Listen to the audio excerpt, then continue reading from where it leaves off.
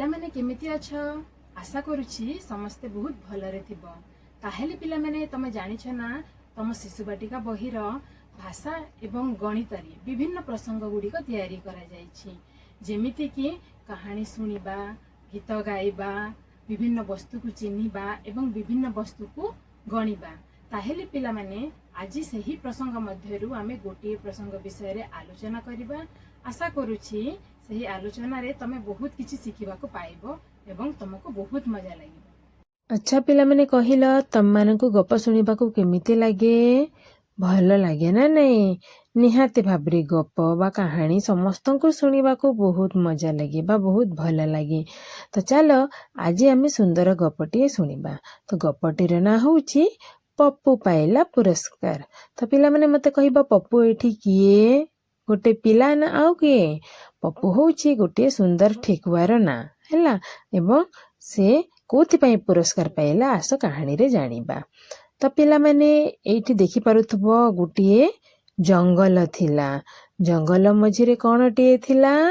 जंगल मध्य रे रास्ताटिए जाइथिला। देखि पारुछ ना चित्र रे जंगलटी अछि। जंगल रे बहुत गुड़ाय गछ अछि, पहाड़ मध्य अछि एवं सुंदर रास्ताटिए जंगल रे जाइछि। तो से रास्ता रे बहुत भीड़ लगी रहिथिला। देखि पारुथबो ट्रक, बस, कार माने सब जिबा आसीबा करूचंती आ बहुत गुड़ाए छोटे छोटे पिला मध्य साइकिल द्वारा रास्ता रे एपट सेपट होउचंती बा खेलुचंती। तो रास्ता जमारू सुनसान मध्य नथिला। तो रास्ता पाखरे सेठी गोटिए आंब गछ थिला हैला। तमे देखि पारुथबो बहुत गुड़ा आंब गछ अछि। आंब गछ पाखरे गोटिए गात थिला। से गात रे किए रहुथिबे भाबुछ? से गात रे गोटिए माँ ठेकुआ रहुथिला। माँ ठेकुआ निजर दुईटी छोट छोट ठेकुआ छुआ मानक संगे रहुथिला हैला। दुईटी ठेकुआ छुआ थिले। तो तांकर ना कोन हितबा भाबुछ? गोटिए ठेकुआ छुआर ना थिला पप्पू आउ जनकर ना थिला सिपू। तो तीन जण मिसिकी रास्ता कड़र जो आंब गछ थिला सेठी तीन जण मिसिकी खुशी रे रहुथिले। तो दिने कौन हैला ना दिने माँ ठेकुआ पप्पू एवं सिपू को कहिला, देखो मु कुआड़े जाउची? मु बाजार को जाउची। को बाजार को जाउची? माँ ठेकुआ कहिला, मु मांकड़ अजांक बाजार को जाउची। सेठी रे बहुत गुड़ाक फल अछि, जेमिति कि कदली, जामुकोली आतो आनिकी आसीबी। आमे समस्ते एठी मिसिकी खाइबा। एहा काहाकू कहिला? माँ ठेकुआटी एठी पप्पू एवं सिपू को कहिला, मु मांकड़ अजांक दुकान को जाउछी हैला। एहा कहिके कौन हैला ना आउ टिके परे पुणी माँ ठेकुआ पप्पू एवं सिपू को कहिला, देखो पिला माने तमे जमारू ए गातरू बा घरू तमे जमारू बाहर को बाहरिब नाही। कोन पई बाहरिब नाही? कारण रास्तार आरपटरे गोटिए हुंकारे अजगर साप अछि हैला। तो तमे जमारू एठू कोन ए गातरू तुमे बाहर को जीवनी, कारण रास्ता आरपटे हुंकारे अजगर साप अछि। तमे जदि जीव ताहेले से काले कोन खाइदब ह ना नहीं? साप साप बहुत विषाक्त थाए ना नहीं? तो एहा कहिके माँ ठेकुआ मना करिकी जाइथिला। किंतु एठी कोन हैला ना माँ ठेकुआ जेते बेले बाजार को मांकड़ अजांक बाजार को पळेला, से समय रे पप्पू एवं सिपू कोन करिसंती ना पप्पू एवं सिपू को दुई जण को बाहर को बुलिबा पई बहुत इच्छा हैला। से मानकू हुंकारो बाहर को बुलिबा पई जेते बेले इच्छा हैला, दुई जण कोन कले ना दुई जण गातरो बाहरिकी रास्ता रे जाइकी रास्ता रे तमे देखुछबो बहुत गुड़ाए गाड़ी मोटर पूरा भीड़ हेकी रहिछि। ता सत्ते मध्य दुई जण कोन बुलिबाकू बाहर पड़िले, कारण से माने जानिथिले बाहर बहुत सुंदर अछि, ताहेले जाइकी आमे बुलिबा। तापरे पप्पू एवं सिपू दुई जण रास्ता पारी हेले। रास्ता पारी हेले एवं सेठी जेतेबेले रास्ता पारी हेकी देखिले, सेठी कोन देखिले? सेठी अजगरटी कोन निज हुंका पाखरे सोईछि।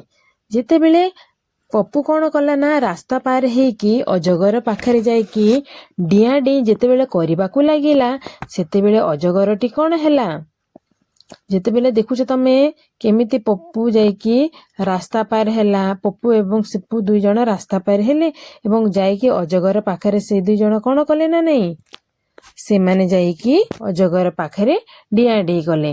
ଏଠି ଅଜଗର କଣ ହେଲା ନା ଶୋଇଥିଲା, ହଁ ନା ନାଇଁ, ଅଜଗରଟି ହୁଙ୍କା ପାଖରେ ଶୋଇଥିଲା। ଯେତେବେଳେ 2 ଜଣ ଡିଆଁ ଡେଇଁ କରିଛନ୍ତି ସେତେବେଳେ କଣ ହେଇଛି ନା ଅଜଗରଟି ପୁରା ଚମକିକି ଉଠି ପଡିଲା। ଉଠିକି ତମେ ଦେଖିଥିବ ସାପ କେମିତି ଆବାଜ କରେ, ସୁଁ ସୁଁ ଆବାଜ କରେ ନା ନାଇଁ, ସେମିତି ସେ ସଁ ସଁ ଆବାଜ କରିକି ଉଠି ପଡିଲା। ଉଠିକି ରାଗିଲା ହେଲା, ଉଠିକି ରାଗିକି ଦେଖିଲା ସେଠି କିଏ ଅଛି, ସେଠି ଠେକୁଆଟେ ଅଛି। ସେ ରାଗରେ କହିଲା, ଆରେ ଠେକୁଆ ତୋର ଏଡେ ସାହସ ହେଲା, ତତେ ଗିଳି ଦେବି। ପପୁ ମଧ୍ୟ ବହୁତ ଚାଲାକ ଥିଲା। ସେ କହିଲା, ମତେ ଖାଇଲେ କଣ ତୋର ପେଟ ପୁରିବ? ରାସ୍ତା ଆରପଟ ଜଙ୍ଗଲରେ ହରିଣ ଅଛନ୍ତି, ମୋ ସାଙ୍ଗରେ ଧୀରେ ଧୀରେ ଚାଲ, ମୁଁ ତତେ ହରିଣ ଦେଖେଇଦେବି। ଏହା ଶୁଣିକି ଅଜଗରଟି ଭାରି ଖୁସି ହେଇଗଲା। ସେ ଖୁସି ହେଇକି ତା ସାଙ୍ଗରେ ଯିବା ପାଇଁ ରାଜି ହେଇଗଲା। ସେହି ସମୟରେ ପପୁଟି ଦୌଡ଼ି ଦୌଡ଼ି ଏବଂ ପପୁ ଏବଂ ସିପୁ ଦୌଡ଼ି ଦୌଡ଼ି ରାସ୍ତା ପାରି ହେଲେ ଏବଂ ସାପଟି ଗୁରୁଣ୍ଡି ଗୁରୁଣ୍ଡି ରାସ୍ତା ପାରି ହେବା ସମୟରେ ସାମ୍ନାରୁ ଗୋଟେ ଦ୍ରୁତ ଗତିରେ କଣ ଆସୁଥିଲା, କାର ଆସୁଥିଲା। ତମେ ଦେଖିପାରୁଥିବ ଏଠି କାରଟେ ଆସୁଥିଲା ଏବଂ ସେ ଆସିକି କଣ ହେଲା ଅଜଗର ଉପରେ ଚଢିଗଲା, ଯାହାଦ୍ୱାରା ଅଜଗରଟି ଛଟପଟ ହେଇକି ସେହି ସମୟରେ ମରିଗଲା। ଏହା ଦେଖିକି ପପୁ ଏବଂ ସିପୁ ବହୁତ ଖୁସି ହେଲେ। ସେମାନେ ଦୌଡ଼ି ଦୌଡ଼ି ଘରକୁ ଗଲେ ଏବଂ ଘରେ ଯୋଉ ମା ଠେକୁଆ ଥିଲା ସେ ମା ଠେକୁଆକୁ ସବୁ କାହାଣୀଟି ବଖାଣିଲେ। ସେମାନେ କୋଉ ଭଳିଆ ବୁଲିବାକୁ ଯାଉଥିଲେ ଏବଂ ସେଠି ଅଜଗର ସାଙ୍ଗରେ ଦେଖା ହେଲା ଏବଂ ଅଜଗର ରାଗରେ ତାଙ୍କୁ ଖାଇବି ବୋଲିକି କହିଲା ଏବଂ ତାହା ଶୁଣିକି ପପୁ ଟିକେ ନିଜର ବୁଦ୍ଧି ଖଟାଇକି କହିଲା, କେମିତି ହରିଣ ଅଛି, ମୁଁ ତମକୁ ହରିଣ ଦେଖିଦେବି, ତମେ ହରିଣ ଖାଇବ। ଏହା ଶୁଣିକି ସବୁ କଥା ଯାହାବି କଥା ଥିଲା ସେ ମା ଠେକୁଆକୁ ବଖାଣିଲା ହେଲା। ଏହା ଶୁଣିକି ଜଙ୍ଗଲରେ ଯେତେ ପଶୁ ଥିଲେ ସମସ୍ତେ ତା ବୁଦ୍ଧି ଯୋଗୁ ଏଠି ପପୁକୁ ସାବାସ ଦେଲେ। ଆର ଦିନ କଣ ହେଲା ନା ଗୋଟେ ଜଙ୍ଗଲରେ ସେମାନେ ଗୋଟେ କଣ ମିଟିଂଟେ ରଖିଲେ ହେଲା, ସଭା ରଖିଲେ। ସେଇ ସଭାରେ ସବୁ ପଶୁ ପକ୍ଷୀ ଆସିଥିଲେ। ତମେ ଦେଖିପାରୁଥିବ ସେ ସଭାରେ କିଏ କିଏ ଅଛନ୍ତି, ବାଘ ଥିଲା, ସିଂହ ଥିଲା, ହାତୀ, ମାଙ୍କଡ, ଭାଲୁ, ଠେକୁଆ ମାନେ ମଧ୍ୟ ଥିଲେ, ଗୁଣ୍ଡୁଚି ମୂଷା ଥିଲେ, ହରିଣ ଥିଲେ। ତ ବିଭିନ୍ନ ପ୍ରକାର ପଶୁ ପକ୍ଷୀ ସମସ୍ତେ ସେହି ସଭାକୁ ଆସିଥିଲେ ଏବଂ ସେହି ସଭାରେ ପପୁର କେମିତି ବୁଦ୍ଧି ଏବଂ ସାହସକୁ ସେମାନେ ସମସ୍ତେ ଆଲୋଚନା କଲେ। ଆଲୋଚନା କରିକି ସମସ୍ତେ ପପୁକୁ ବାହ ବା ତାକୁ ସାବାସି ଦେଲେ। ତାର ବୁଦ୍ଧି ଯୋଗୁ ସେ ନିଜ ଭାଇ ସିପୁ ଏବଂ ନିଜକୁ ହେଲା ସେ କେମିତି ଅଜଗର କବଳରୁ ସେ ମୁକ୍ତି ପାଇଲା ବା ବଞ୍ଚିକି ଆସିଲା ଏବଂ ସମସ୍ତେ ସେଇ ସଭାରେ ତାଳି ମାରିଲେ ଏବଂ ବହୁତ ଖୁସି ହେଲେ। ଏହା ଶୁଣିକି ଆଉ ଥରେ କଣ ହେଲେ ନା ଯୋଉ ଜଙ୍ଗଲର ରାଜା ଥିଲେ, ସିଂହ ଥିଲେ। କିଏ ଜଙ୍ଗଲର ରାଜା ସିଂହ ନା ନାଇଁ? ହଁ, ଜଙ୍ଗଲର ରାଜା ସିଂହ ଥିଲେ। ସେ ଏଠି ପପୁକୁ କଣ କଲେ, ପପୁକୁ ମେଡାଲ ଦେଲେ, ହଁ ନା ନାଇଁ। ଆମେ କେମିତି ଖେଳକୁଦରେ ଜିତିଲେ ଆମକୁ ମେଡାଲ ମିଳେ ନା ନାଇଁ, ହଁ ନା ନାଇଁ। ତ ଏଠି କଣ ହେଲା ନା ତା ବେକରେ ଗୋଟିଏ ନାଲି ରିବନ ଫିତା ଦେଲେ ବା ତାକୁ ମେଡାଲ ଦେଲେ।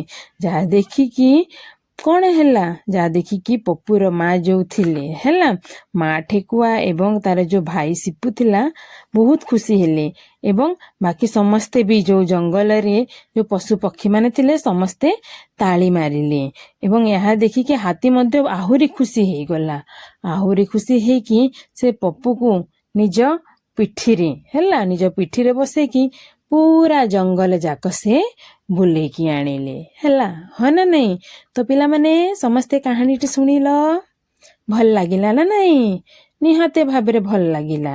ଏଇ କାହାଣୀରେ କଣ କଣ ସବୁ ଆଲୋଚନା କରାହେଲା, କେଉଁ ଭଳିଆ ପପୁ ନିଜର ବୁଦ୍ଧି ଏବଂ ସାହସ ଦ୍ୱାରା ଅଜଗର କବଳରୁ ରକ୍ଷା ପାଇଲା ବା ବଞ୍ଚିକି ଆସିଲା, ନିଜେ ବଞ୍ଚିଲା ଏବଂ ନିଜ ଭାଇ ଯୋଉ ସିପୁ ଥିଲା ତାକୁ ମଧ୍ୟ ବଞ୍ଚାଇଲା ଏବଂ କିଭଳିଆ ତାକୁ ପ୍ରଶଂସା କଲେ। ଜଙ୍ଗଲରେ ଯେତେ ପଶୁ ପକ୍ଷୀ ଥିଲେ ସମସ୍ତେ ତାକୁ ପ୍ରଶଂସା କଲେ ଏବଂ ତାର ବୁଦ୍ଧି ଯୋଗୁ ତାକୁ କୋଉ ଭଳିଆ ମେଡାଲ ମଧ୍ୟ ମିଳିଥିଲା। ତ ଏଇ କାହାଣୀରେ ପିଲାମାନେ ଏଇ ସବୁ ଥିଲା। ଆଶା କରୁଛି ପିଲାମାନେ ତମକୁ ଏଇ କାହାଣୀଟି ବହୁତ ଭଲ ଲାଗିଥିବ। ଖୁସିରେ ଶିଖିବା ସମସ୍ତଙ୍କର ଅଧିକାର। ନମସ୍କାର।